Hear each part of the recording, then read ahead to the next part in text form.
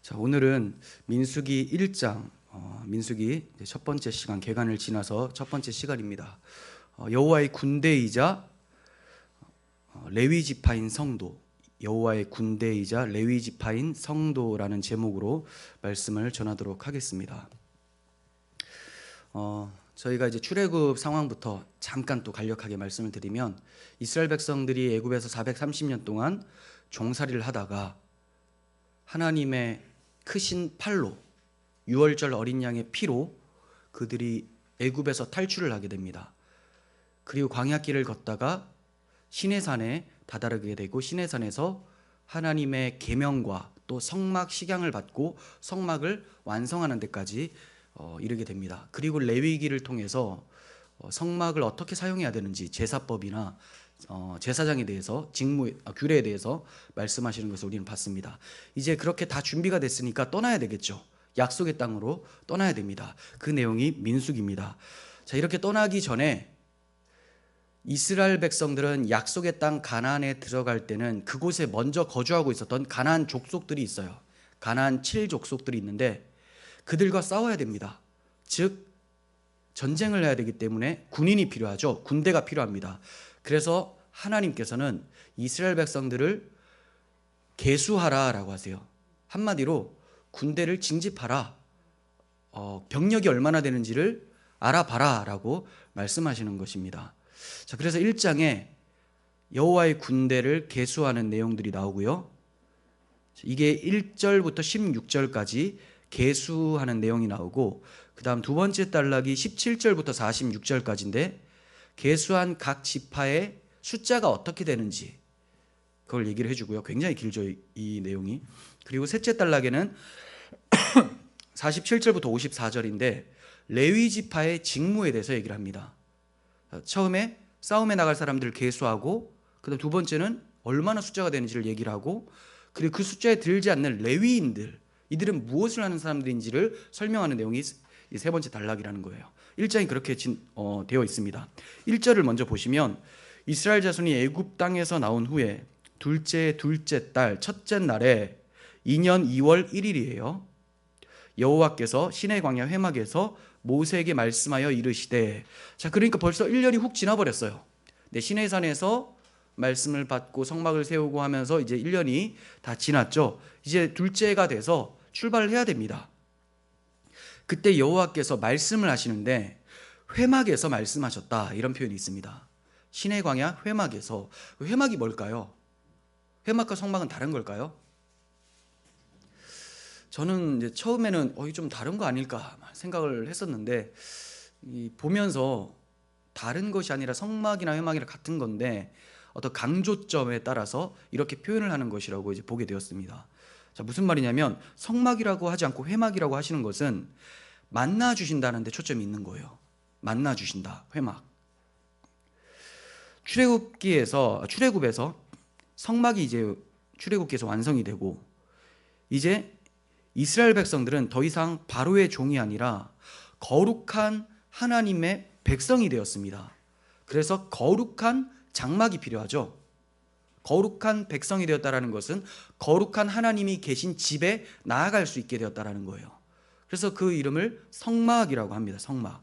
그런데 민수기에서는 이제 거룩한 하나님께서 당신의 거룩한 백성과 만나 주시고 떠나지 않으시고 그들을 인도하셔서 광야길을 함께 가시겠다라는 의미에서 회막이라고 말씀하시며 모세를 만나 주시는 것을 보게 됩니다. 물론 이후에는 민수기에서도 성막이라는 단어가 계속 나옵니다. 그 이유는 이 세상에 광야를 걷는 사람들이지만 거룩하신 하나님이 함께 하시는 거룩한 백성이라는 것을 드러내면서 그들의 정체성을 절대로 잊지 말라라는 의미에서 성막이라는 단어가 계속 나오는 거예요. 이해가 되시죠? 그러니까 그들이 광야 행진할 때는 성막과 늘 함께 가면서 우리는 그냥 일반적인 그런 민족들이 아니다. 거룩하신 하나님의 백성, 성도들이다. 그러므로 성막이 우리와 함께 한다라는 것을 강조하는 것이고, 모세를 만나 주실 때는 그런 내가 너희와 함께하고 너희와 대화하겠다라는 그런 취지에서 회막에서 말씀하시는 것을 보게 됩니다. 자, 어떤 말씀을 하시느냐? 자, 내가 너희들과 함께 할 텐데 너희들은 인구 조사를 해라. 군대를 계수해라. 이렇게 말씀하시는 거예요. 자, 봅니다. 너희는 이스라엘 자손의 모든 회중 각 남자의 수를 그들의 종족과 조상의 가문에 따라 그 명수대로 계수할지니 이스라엘 중 20세 이상으로 싸움에 나갈 만한 모든 자를 너와 아론은 그 진영별로 계수하되 라고 합니다. 여기에서 싸움에 나갈 만한 자라고 표현이 되는데 이것은 1장을 읽다 보면 계속해서 반복이 됩니다. 자, 왜 이렇게 반복하시는가? 반복이 일단 나오면 여러분은 딱 멈추시고 이거 하나님이 강조하신다라고 생각을 하셔야 돼요. 지면이 분명히 많이 할애가 되는데 하나님께서 굳이 이 말씀을 다 적게 하신 이유는 중요하기 때문이죠. 자, 싸움에 나갈 만한 자라는 것은 계수의 목적을 의미합니다. 싸움이라는 거예요. 싸움. 무슨 싸움이냐? 여호와의 전쟁이라는 겁니다. 여호와의 전쟁. 여호와의 전쟁이라는 것은 여호와의 언약을 성취하는 전쟁이에요. 무턱대고 막 전쟁하는 것이 아니라 목적이 있어요. 목적이 뭐냐? 하나님께서 언약하신 바를 성취하는 것. 그 성취하는 데에 가로막고 있었던 것들을 제거하는 것. 이게 여호와의 전쟁입니다.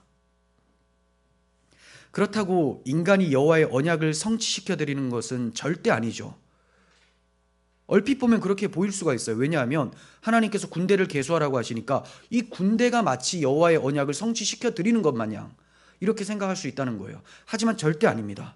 이것은, 이 전쟁이라는 것은 여호와 스스로 성취할 것인데 이때 애굽에 종살이하던 자들을 군대라고 불러주시면서 아무 자격 없고 무능한 이들에게 동참의 은혜를 베풀어 주고 계시는 거예요. 이것을 통해서 언약에 신실하신 하나님을 경험케 해주시기 위해서라는 거죠.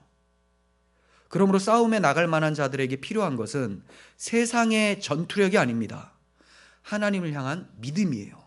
하나님만 바라보면 하나님이 싸우시고 하나님이 그 언약을 성취해 내시면 이 군대라는 이스라엘 백성들은 하나님이 성취해 놓으신 것을 누리는 거예요.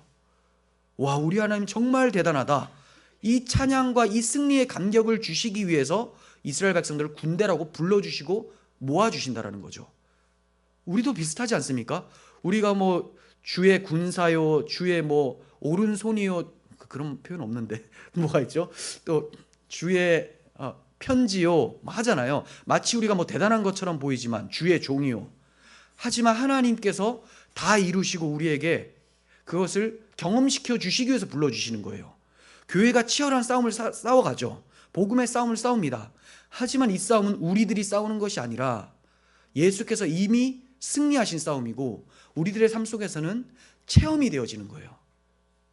체험이 되어지는데 힘들죠. 왜? 실질적으로 체험이 되니까. 하지만 결론은 나 있어요. 승리라는 겁니다. 이렇게 여호와의 전쟁의 승리를 만끽하도록 경험시켜 주시기 위해서 자기 백성들을 군대라고 불러주신 것, 이것이 하나님의 군대 계수의 목적입니다. 그러니까 여호와의 전쟁을 정리하자면 이렇습니다. 첫 번째, 언약 성취가 목적인 전쟁이에요. 그리고 여호와께서 홀로 성취하시는 전쟁입니다. 그리고 그 언약 성취와 승리의 영광스러움을 자기 백성들에게 참여시켜 주시는 전쟁이에요. 이런 세 가지 특징이 있습니다. 그리고 이 말씀을 또 보다 보면 계속 반복되는 것은 20세 이상을 계수하라 라는 말씀이 나옵니다. 20세 이상. 이를 신약의 성도들에게 적용시키면 성숙한 신자라고 할 수가 있어요. 20세 이상은 어린아이가 아니죠. 너희가 언제까지 어린아이 같이 단단한 음식을 먹지 못하고 부드러운 것만 먹느냐 하면서 바울이 막 혼내잖아요. 이와 같이 성숙해라. 좀 어른스럽게 살아라. 주의 종답게 성장해라 라는 것이 20세 이상 계수하라라는 말씀의 영적 의미라고 할 수가 있습니다. 그런데 너무 중요한 문제가 있어요. 20세 이상을 계수하는 것보다 선수적인 문제는 뭐냐면 먼저 가족의 일원으로 태어나야 되죠. 뭐 계수를 하려면 태어나야 계수를 하지 않겠습니까? 우리도 마찬가지예요. 난 주님의 군사로서 살고 싶습니다 라고 하는 사람들의 특징은 뭐냐? 먼저 주의 자녀로 태어난 사람들이라는 거예요. 거듭난 사람들. 거듭나지 않고 봉사를 하잖아요. 교회에서 말썽을 일으킵니다. 주의 몸된 교회를 세우는 것이 아니라 저예해요. 영광을 가립니다. 근데 주님의 자녀로 정말 제대로 거듭난 사람들은 성장하여서 주님의 일들을 감당하게 하죠. 주님께서 맡기십니다.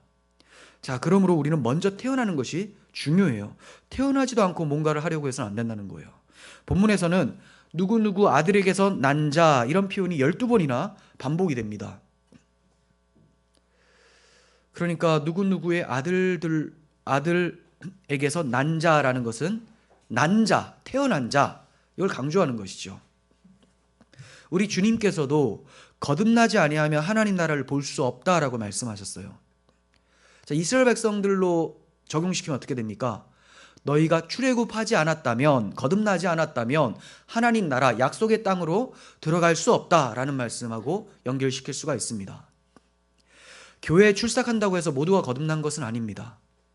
복음의 씨앗이신 예수 그리스도의 생명이 심겨져야지 열매로 태어날 수가 있죠. 거듭날 수가 있습니다. 그러기 위해서는 목회자의 역할이 너무나 중요하죠. 복음의 씨앗이신 예수 그리스도, 그분의 말씀을 잘 전해 주어야지만 태어나는 것이 가능해지죠. 근데 그 복음, 예수 그리스도로의 생명은 소개하지 않고 계속해서 도덕적, 윤리적인 권면만 한다면 태어나지 않은 사람들이 하나님의 일들을 감당하려고 하는 그런 모습이 펼쳐지게 된다는 거죠. 그럼 우리는 교회라고 할 수가 없어요. 그러므로 오늘날 복음의 강단이 회복되어야 되는 것은 너무나 중요한 일입니다. 그런데 20세 이상이라는 표현을 조금 더 참고해 보았으면 좋겠습니다. 어떤 자가 20세 이상이 됩니까? 20세 이상이 되려면 어떻게 해야 될까요? 좀 이상한 질문이죠. 아니 목사님 20세 이상이 되려면 20년이 지나면 되는 거 아닙니까? 그렇죠? 그래서 저는 이게 그냥 이렇게 적히지 않았다고 보여져요. 저한테는 묵상이 크게 왔는데 20세 이상은 누구나 다 돼요. 누구나 다. 태어나서 시간이 지나면 모두가 20세 이상이 됩니다. 이 점은 우리들의 성숙이라는 것은 하나님의 주권적 은혜로 모두에게 반드시 일어나게 마련이다라는 것을 보게 됩니다. 비록 각자의 역량은 차이가 있을 수가 있어요. 하지만 하나님께서는 자기 자녀들을 탄생시키셨다면 반드시 성숙해 하십니다. 책임지고 이끌어 가신다는 거예요. 물론 태어나지 않았으면 하나님이 성숙시킬 이유가 없죠. 태어나지도 않았는데. 근데 하나님이 탄생시키셨다. 하나님의 자녀다. 내가 해산의 고통으로 나았다. 십자가의 고통으로 나았다라고 하면 그는 십자가에 못 박히는 삶을 살아가게 만드신다는 거예요. 하나님의 주권적인 은혜죠. 제가 이 말씀을 드리면 자동적, 기계적 성화를 말씀하는 거 아닙니까? 이렇게 생각할 수도 있지만 절대 그렇지가 않습니다. 저는 성도 인생 기간 동안 하나님께서 끊임없이 연단과 훈련을 통해서 성숙하게 하신다라는 것을 말씀드리는 거예요. 그러므로 성도의 삶에서 하나님의 연단과 훈련이 전혀 경험되지 않고 있다면 주의 자녀로 태어나지 않았다라고 볼 수가 있겠죠. 내 삶에 연단이 있다, 훈련이 있다, 고통이 있다를 말하는 게 아니에요. 고통은 불신자들에게 다 있어요. 하지만 연단과 훈련이라고 인지가 되면서 그 하나님과 함께 동행하며 이기고자 하는 그 삶이 있다면 그는 태어난 자고 하나님의 주권적 섭리 가운데 성장하고 있는 자라는 겁니다. 그러면 그는 하나님의 때에 반드시 20세 이상이 되어서 여호와의 전쟁에 참여하게 될 것입니다. 하나님께서 자기 자녀를 이렇게 주권적인 섭리로 성장케 하십니다. 그러면 목회자는 뭐 하는 사람인가? 목회자는 다만 이러한 하나님의 주권적 인도하심에 쓰임을 받을 뿐이에요. 쓰임. 자, 제가 글을 씁니다. 글을 쓰는 주체는 전데 연필이니까 너무 오랜만에 쓰는 말인데 연필은 아무것도 아니죠. 쓰임을 받는 거예요. 연필이 글을 썼다라고 하지 않습니다. 이와 같이 우리는 목회자들은 하나님의 연필이에요. 하나님의 도구라는 거죠.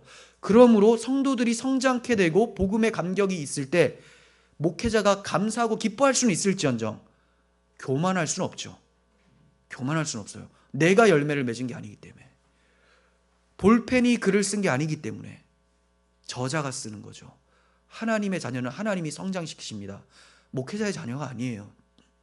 그러므로 목회자는 충성되게 봉사하고 모든 영광을 하나님께 올려드리며 감사를 드리는 것, 이것이 그가 해야 될 마땅한 반응이라는 겁니다.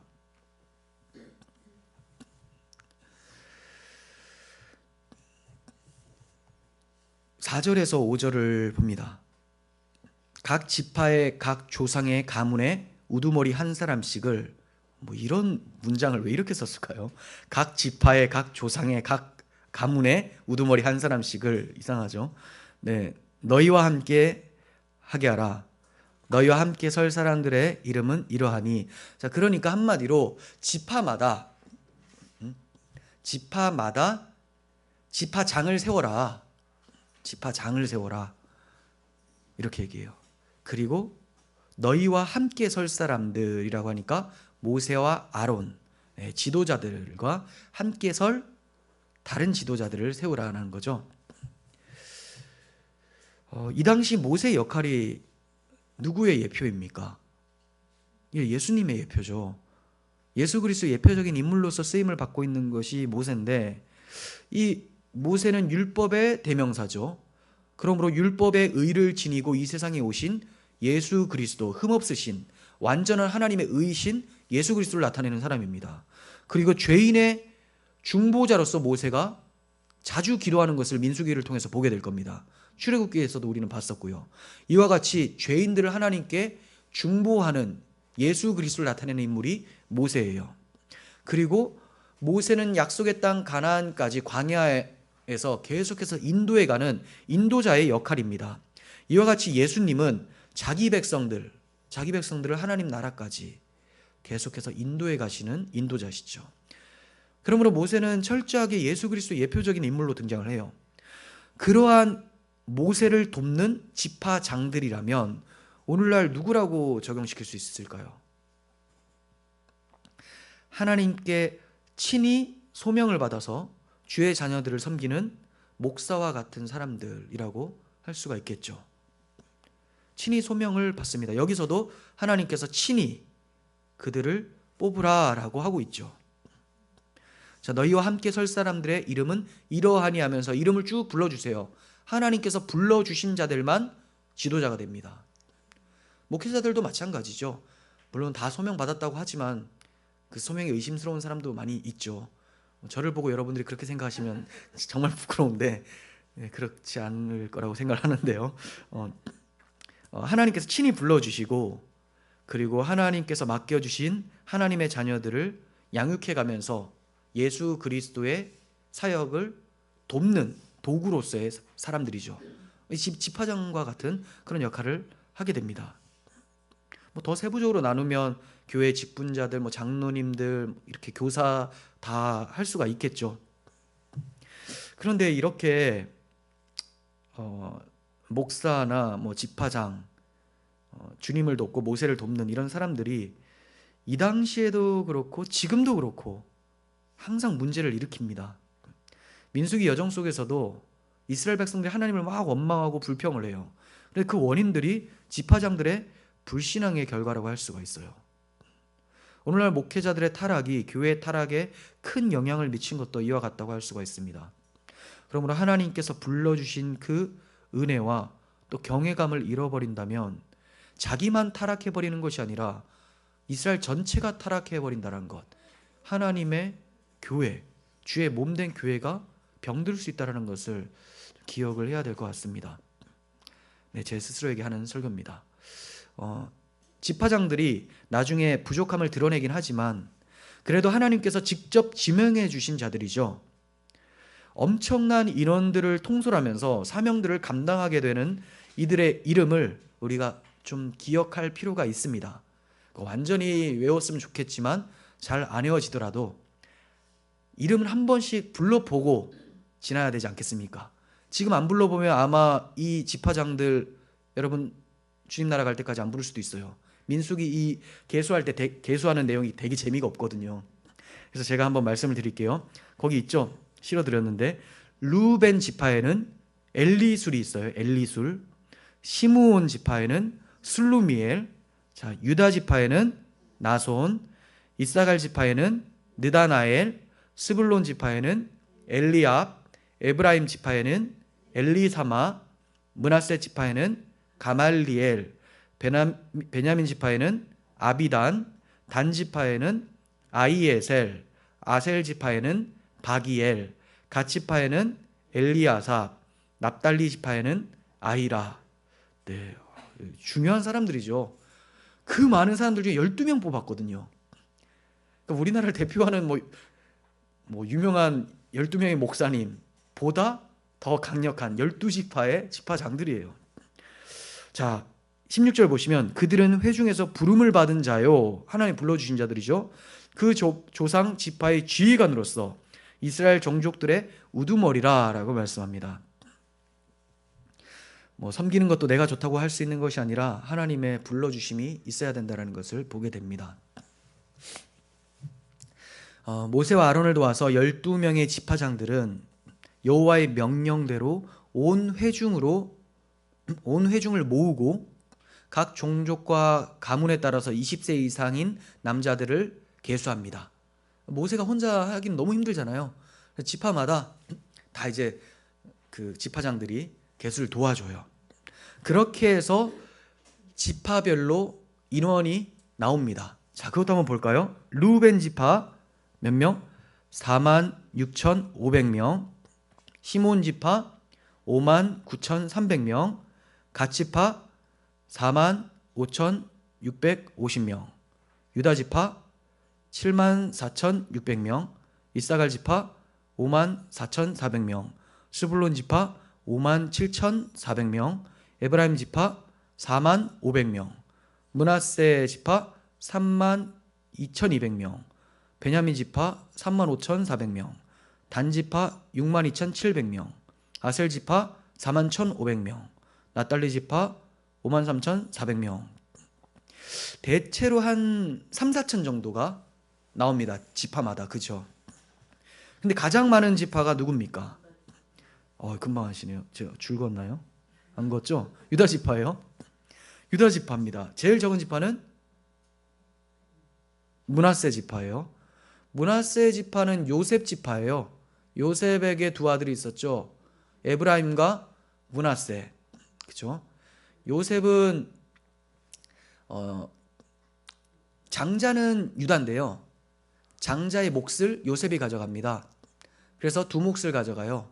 그래서 이 에브라임 지파와 므낫세 지파가 이제 한 지파를 이루어요. 그래서 므낫세 반지파, 그건 아닌데 반지파는 이제 반반 나눠 가져서 그렇고, 아무튼 그 이 두 지파가 들어옵니다. 그러니까 이제 므낫세 지파는 좀 작은 지파죠. 그 한 요셉 지파 중에 하나예요.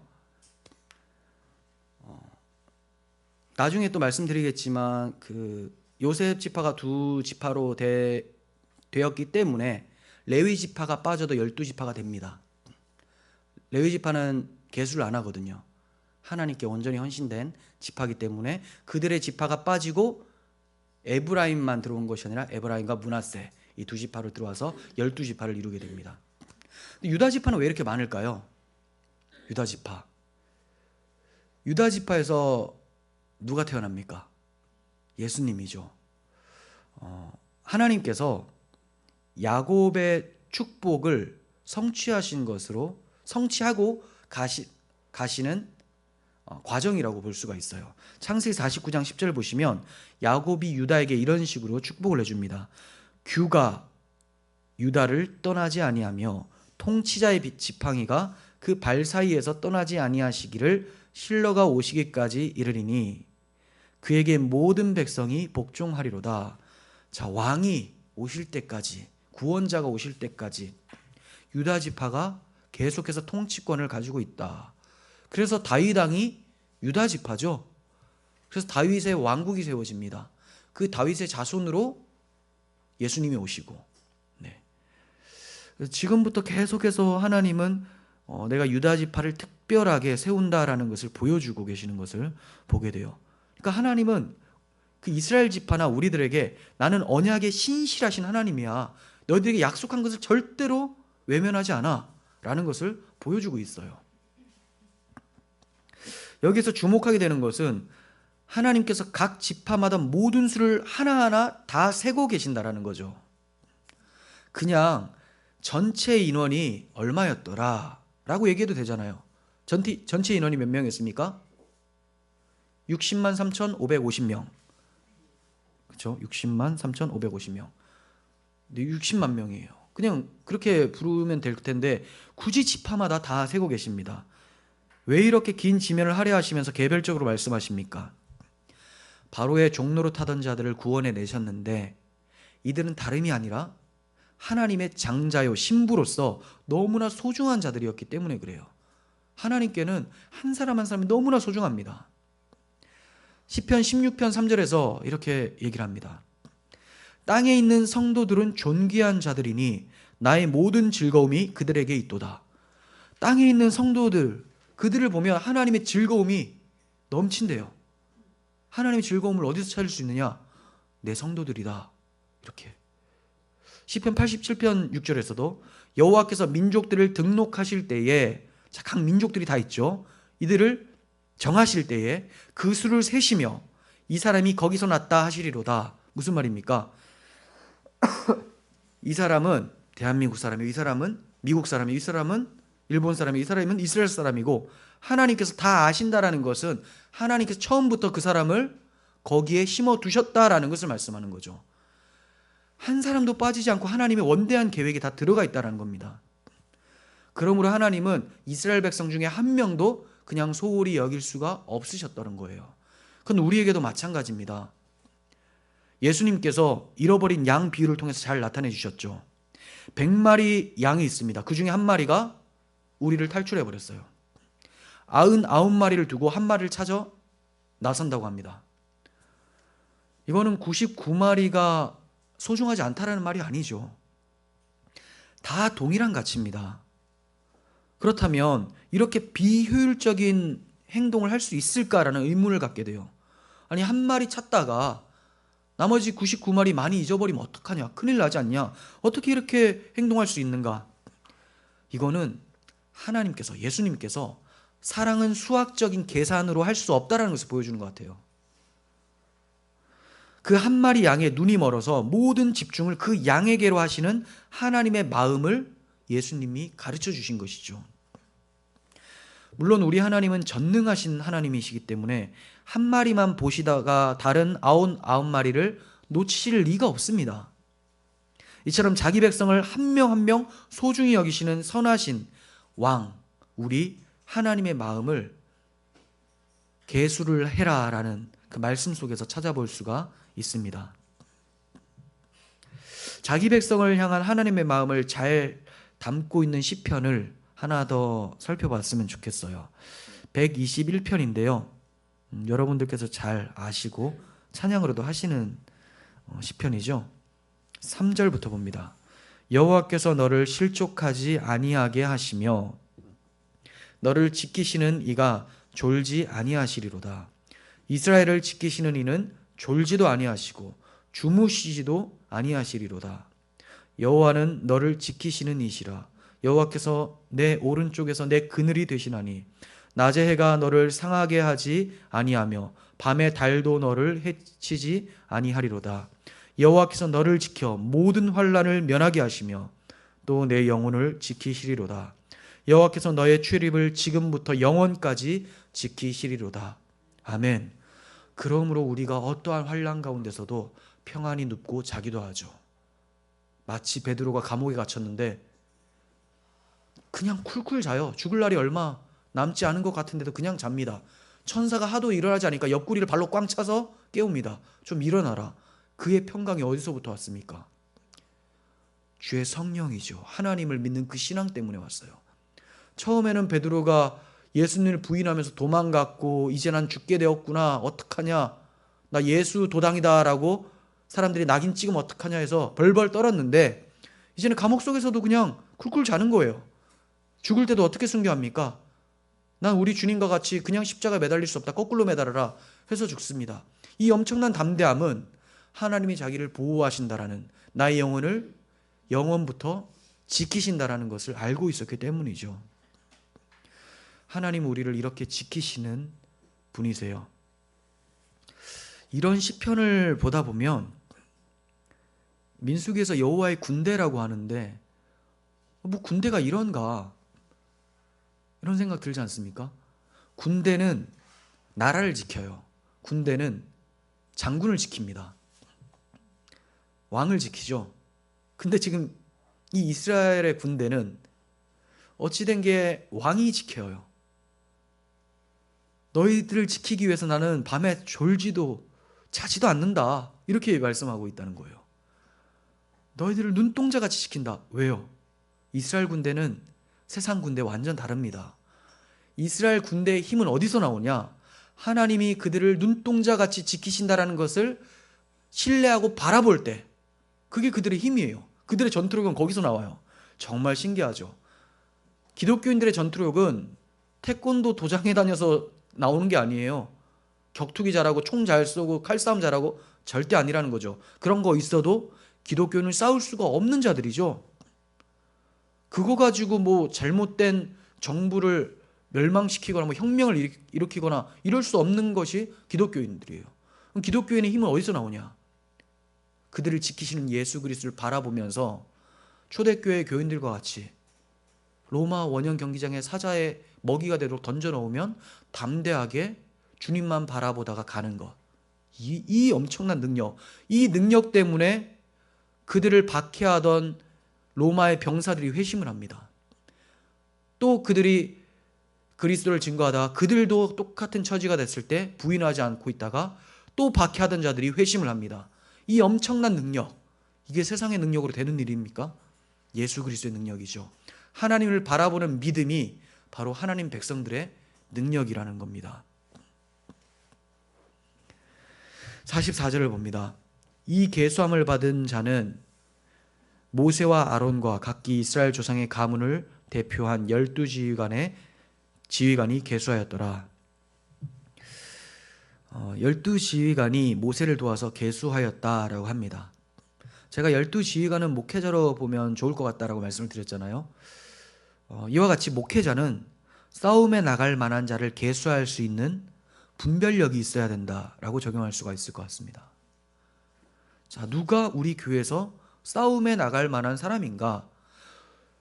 주님을 바라보며 세상과 역행하면서 믿음을 지키며 복음을 전파할 수 있는 사람인가?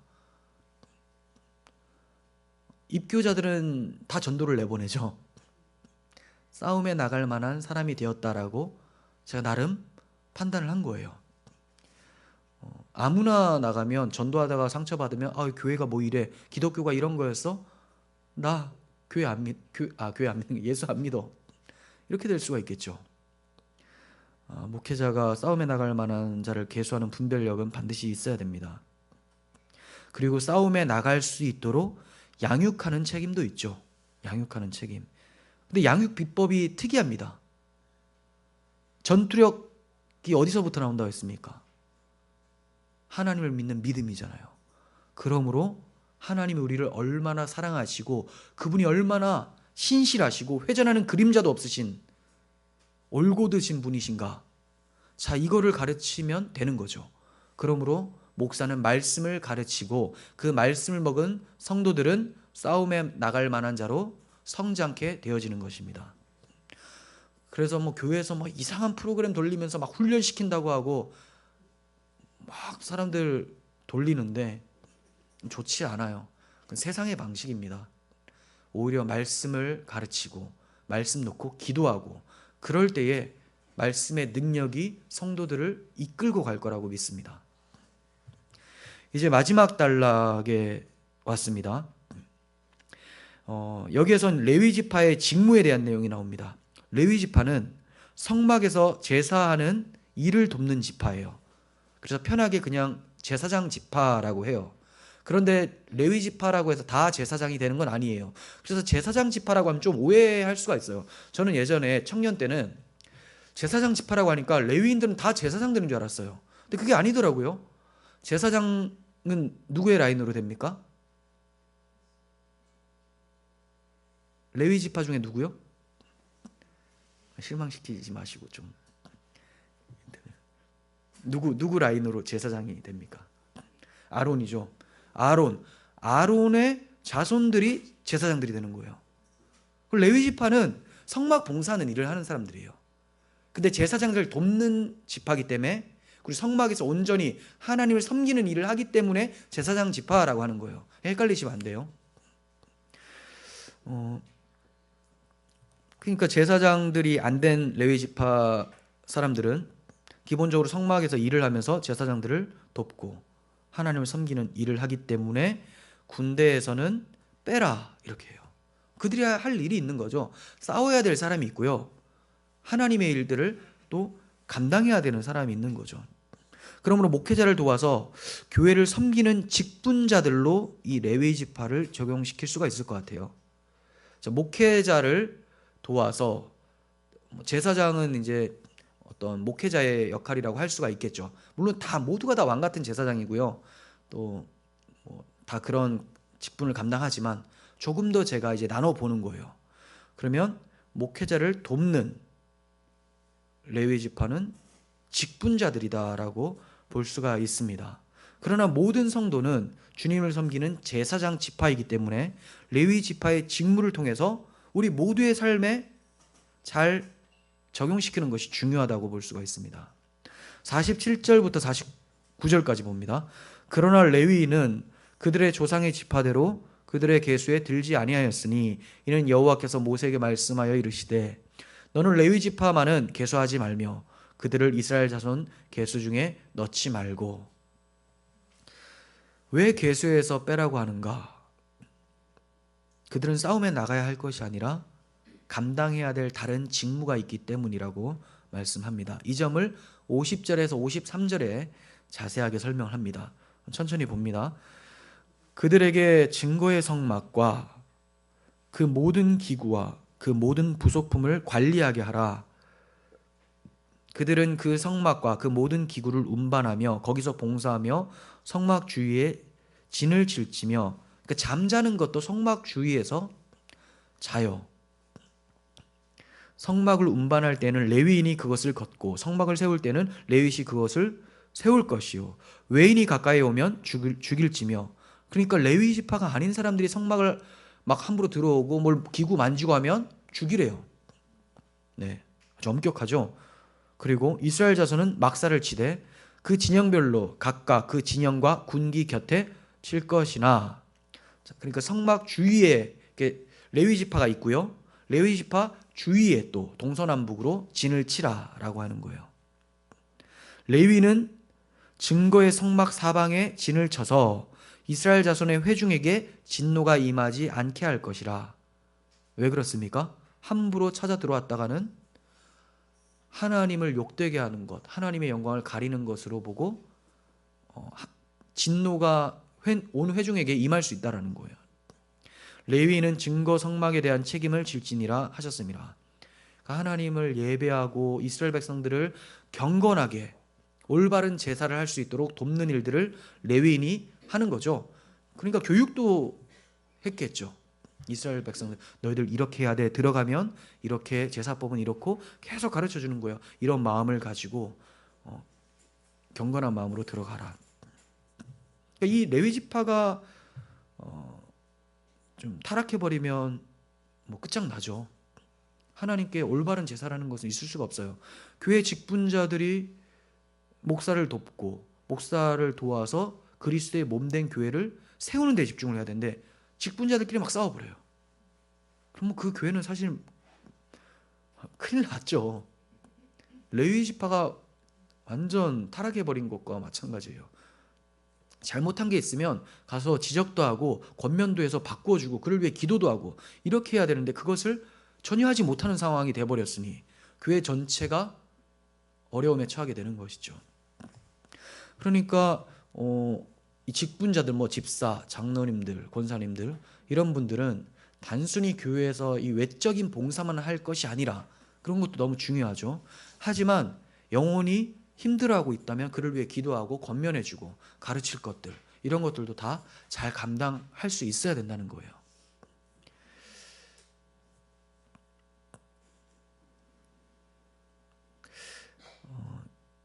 이스라엘 백성들 이렇게 좀 자신을 살피지 않고 또 레위 지파를 통하지 않고 성막에 무조건 나아갔다가는 죽임을 당했습니다. 근데 이들을 죽이지 않고 제대로 이러한 상황을 처리하지 않으면 온 회중에게 하나님의 진노가 임합니다. 그러니까 레위 지파의 임무는 엄중하죠. 막중해요.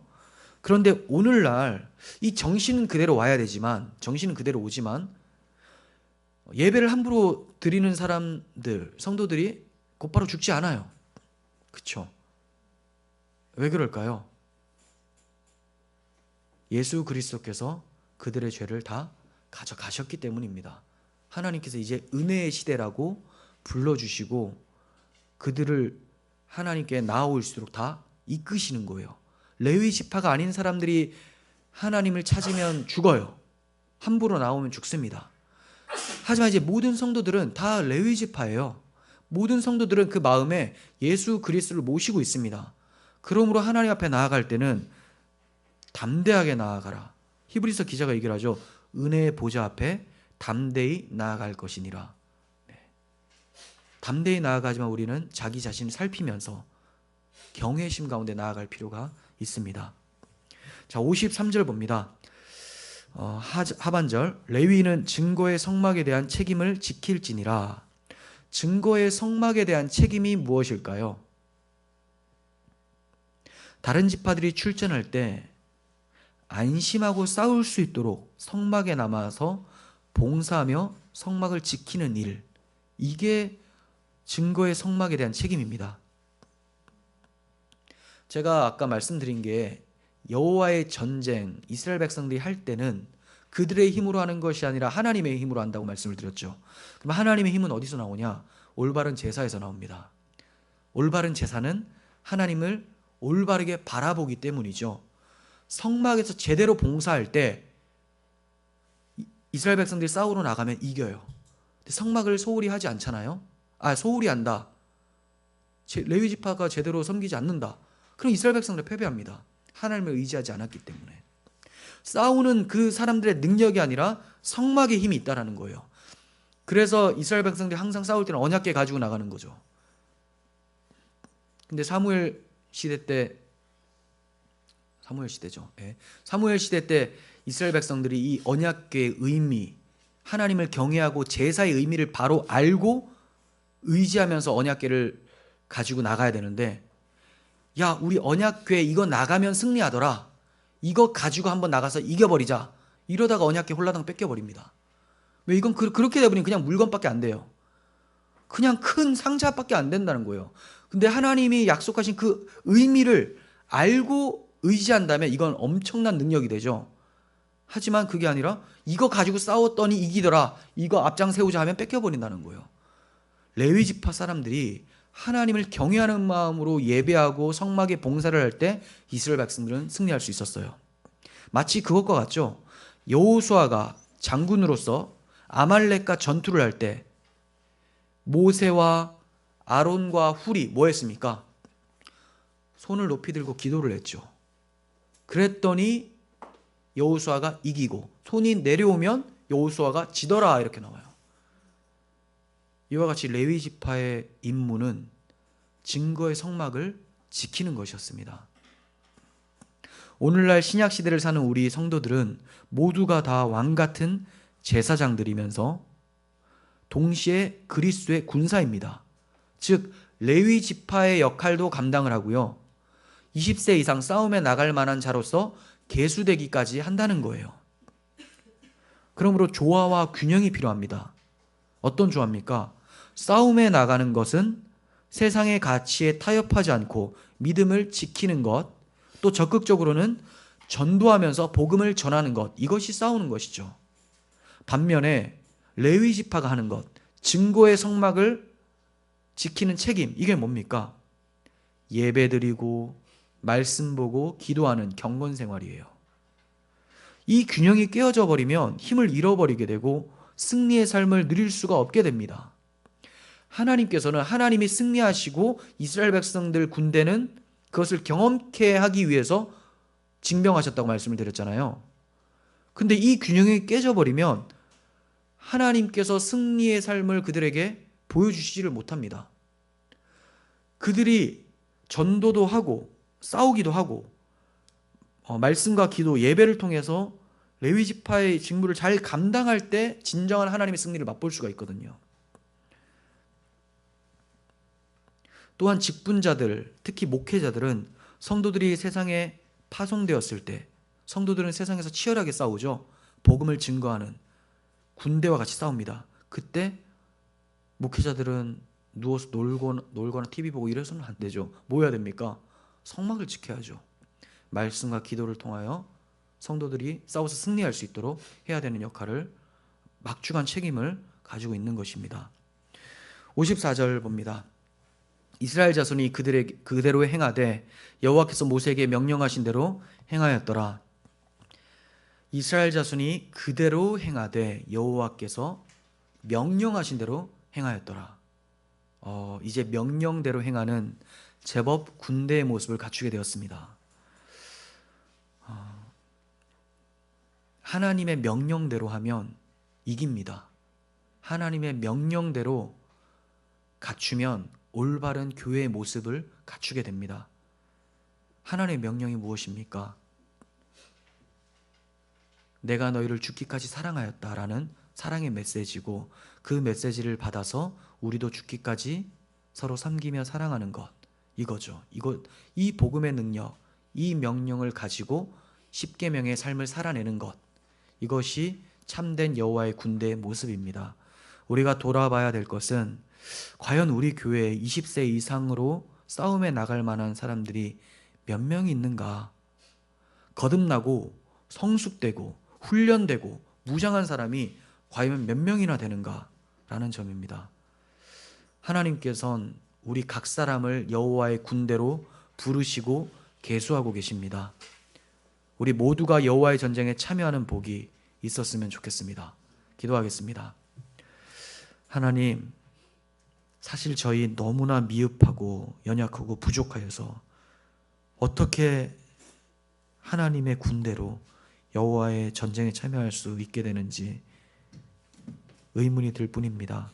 그렇지만 하나님, 저희들의 모습이 아니라 하나님께서 행해 주신 예수 그리스도의 십자가 대속으로 저희를 긍휼히 봐주시고 하나님 자녀로 삼아 주셨고 성장하게 해주셔서 하나님의 군대로 불러주셨습니다.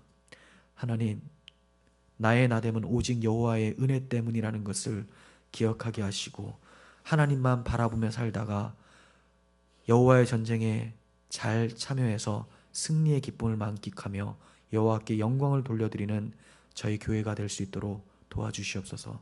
예수님의 이름으로 기도합니다. 아멘.